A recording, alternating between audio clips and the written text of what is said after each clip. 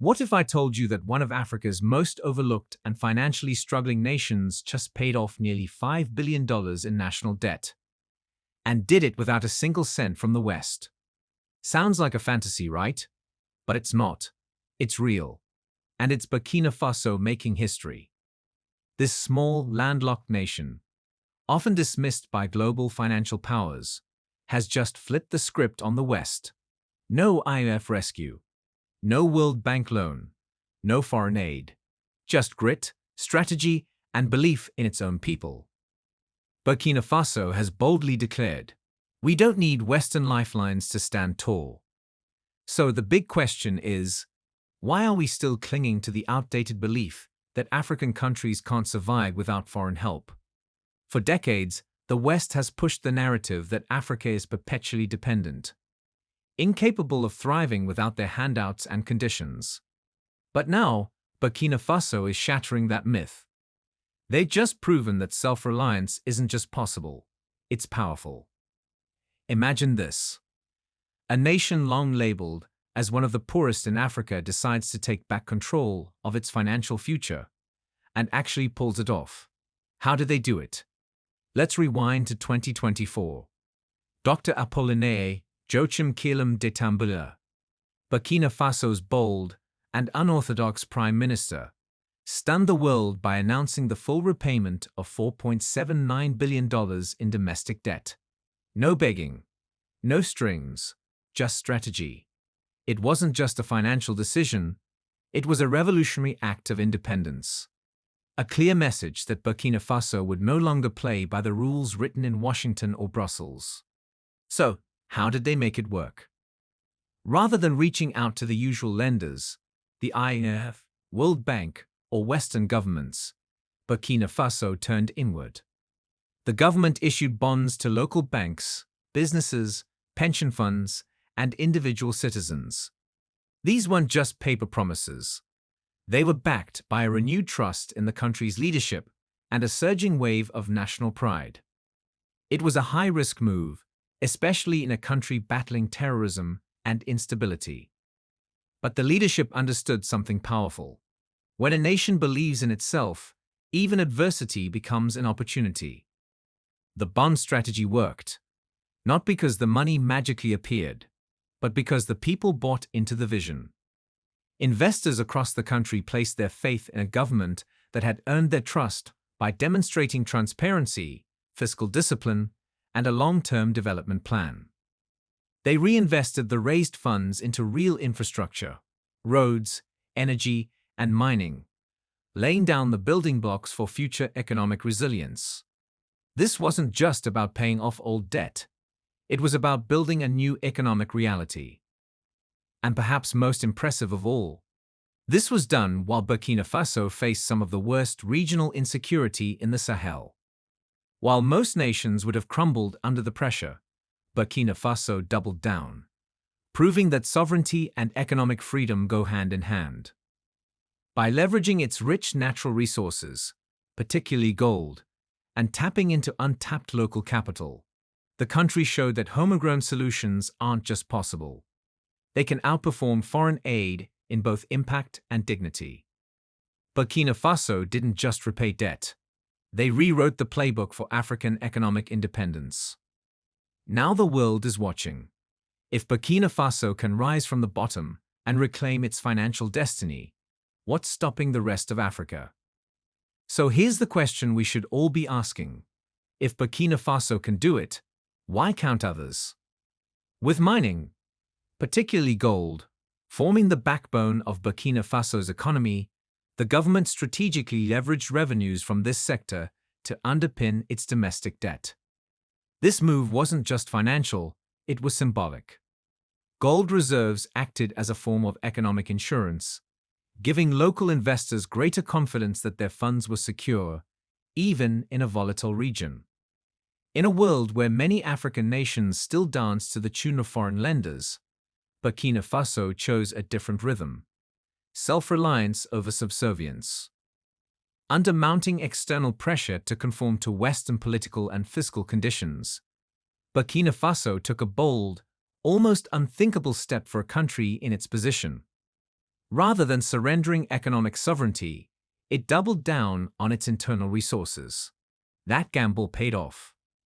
While the government led the charge by issuing bonds, the larger financial ecosystem in Burkina Faso stepped up.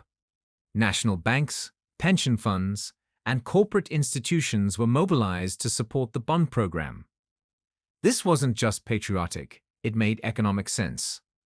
The bonds offered solid returns and carried the promise of national progress. In a sense, Burkina Faso transformed national debt into a shared investment in its future.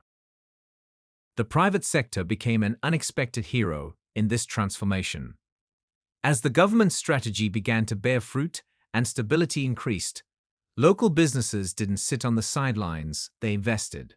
Not just in bonds, but in infrastructure and development initiatives that promised mutual benefit. This synergy between the public and private sectors created an economic momentum driven from within. Crucially, the financial market was not left static. The government and financial institutions introduced new investment vehicles, like diversified bond options, to make participation more inclusive. From major banks to small enterprises, everyone had a stake in the nation's economic recovery. As a result, liquidity flowed back into national coffers, and the debt repayment process gathered unprecedented speed. But this was about more than numbers. Paying off $4.79 billion wasn't simply a matter of balancing books. It was about transforming an economy. Burkina Faso redirected a portion of its raised funds toward large-scale infrastructure projects, especially in transport, energy, and mining, sectors essential for sustained growth.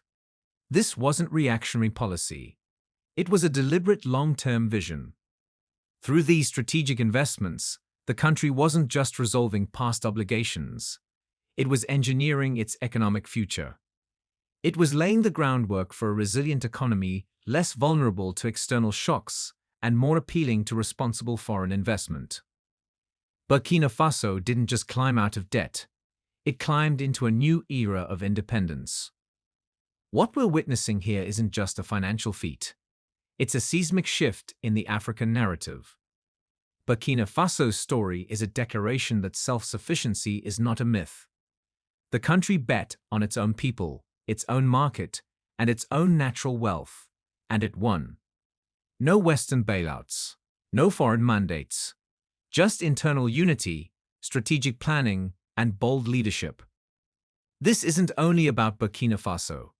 It's a wake-up call for the entire continent. A challenge to the long-held belief that Africa must depend on others to survive. With this achievement, Burkina Faso has sent a powerful message to its neighbors and the world. Africa can chart its own course. Now, the only question that remains is, who will be next? Burkina Faso has delivered a bold message to the world. African nations possess the tools, talent, and tenacity to break free from the cycle of foreign debt.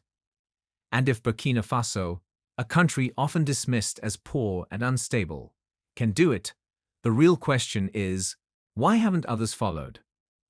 But here's the part that truly stuns most people. Did Burkina Faso receive any support from the West during its hour of need? Not only did they receive no help, the opposite happened.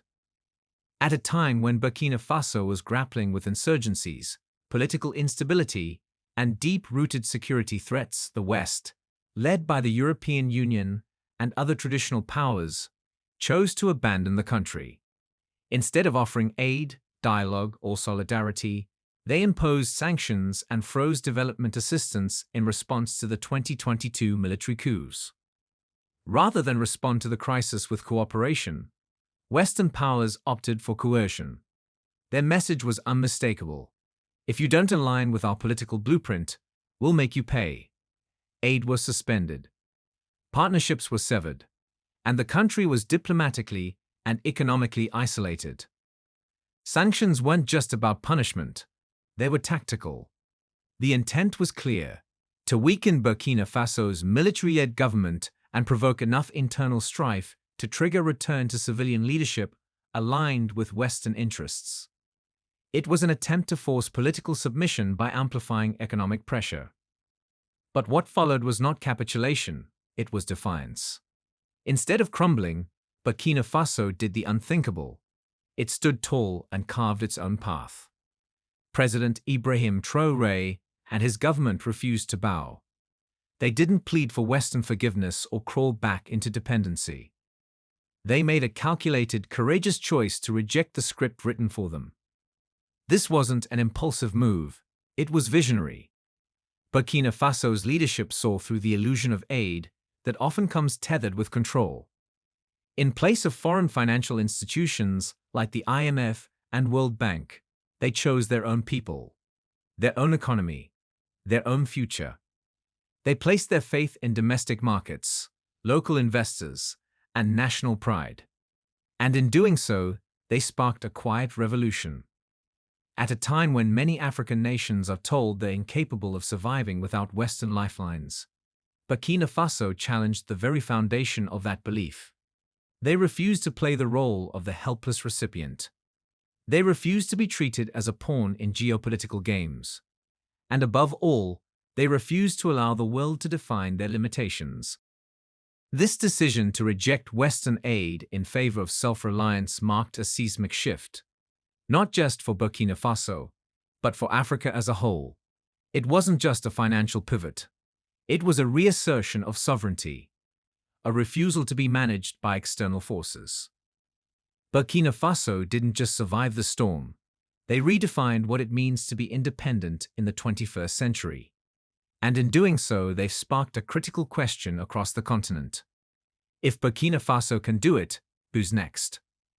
Burkina Faso has decisively broken free from the traditional reliance on Western aid.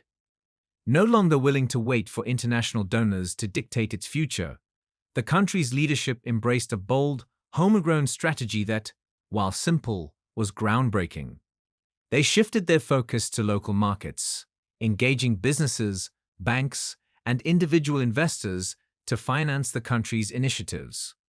This was not a spontaneous decision, but a calculated one, built on the understanding that the foundation for true success lay in fostering domestic trust and confidence. The real challenge lay in convincing the people of Burkina Faso and its local investors that the nation could raise capital from within and stand on its own. This effort was all the more remarkable considering the security challenges that the country was facing at the time. The West had long assumed that in periods of instability, economies would falter and nations would crumble under pressure, expecting Burkina Faso to desperately seek external help within months. Instead, the country did the unexpected. Despite ongoing security concerns, local businesses and markets rallied behind the government's vision, demonstrating a remarkable display of national unity and resilience. Even under the weight of foreign sanctions, Burkina Faso successfully raised significant funding from local investors, effectively circumventing the usual reliance on Western creditors or foreign investors. This enabled the country to continue its development projects, pay down debt, and stabilize its economy without resorting to the typical avenues of Western financial assistance. Burkina Faso's achievement wasn't merely about surviving without external aid. It was about thriving and asserting its own economic autonomy. The West failed to recognize one crucial factor: the immense power of African self-determination. Burkina Faso's leadership demonstrated that African nations have the capability to make their own decisions, manage their resources, and stand on their own feet financially without yielding to foreign powers. This shift challenges the long-standing narrative of Africa as a continent perpetually dependent on outside help and vulnerable to external forces. Instead of viewing African nations as perpetual recipients of aid, the West should begin to recognize their capacity for self-driven growth. Burkina Faso's success proves that with visionary leadership, political will, and effective local resource mobilization, African nations can chart their own economic courses, free from the influence of foreign institutions. It serves as a powerful reminder that Africa is not a helpless continent constantly in need of external intervention. The triumph of Burkina Faso is a resounding message to the rest of the continent. You don't need to seek permission to prosper.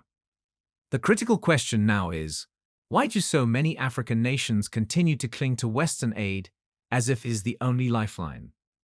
Why do so many perpetuate a narrative of dependency, waiting for external powers to provide assistance? The uncomfortable truth is that the system of dependency benefits the West more than it benefits Africa. For years, the West has maintained a structure that allows it to extract vast wealth from Africa, while keeping African nations tethered to foreign loans and aid. The narrative of Africa as a continent in need is not a coincidence. It's a strategic design that keeps the cycle of dependence in place. For too long, Western financial institutions and governments have profited from Africa's dependence. From debt repayments to the immense profits earned by multinational corporations, the West has continued to exploit Africa's resources in various ways, both direct and indirect. However, Burkina Faso has proven that this cycle of exploitation does not have to persist. Burkina Faso's bold move has shown the world that Africa can take control of its future without leaning on foreign aid. Yet, many African nations remain tied to the notion that Western aid is their only path forward. Why does this mindset persist? The truth may be uncomfortable, but the pressing question is, will more African nations follow Burkina Faso's example and break free from the chains of foreign aid? Will they liberate themselves from the cycle of dependency and build economies that serve their people, rather than perpetuate Western interests? Burkina Faso's success is no accident. It is a strategic model for financial sovereignty. The truth is, other African nations can follow suit. Yes, it is challenging, and yes, it is risky. But Africa possesses the resources, talent, and potential to fund its own development.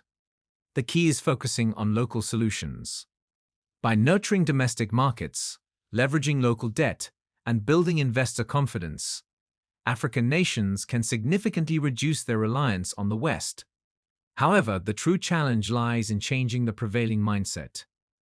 Many African nations still cling to the belief that they must depend on Western countries for survival. Burkina Faso's example shatters this misconception.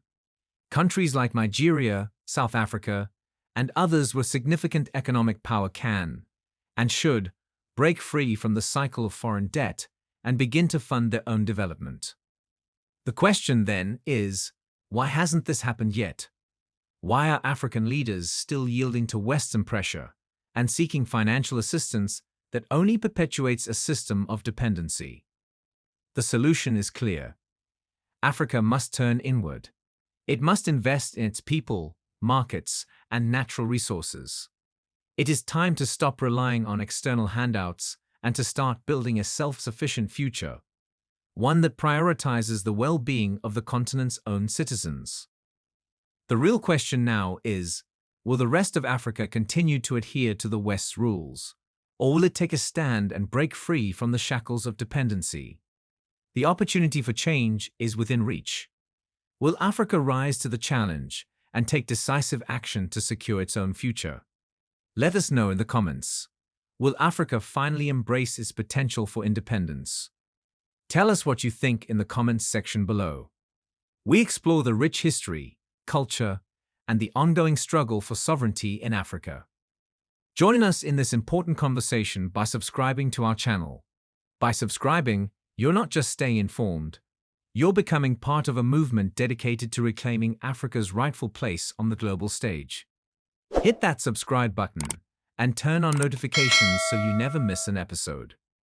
Let's work together to spread knowledge and inspire change. Thanks for watching.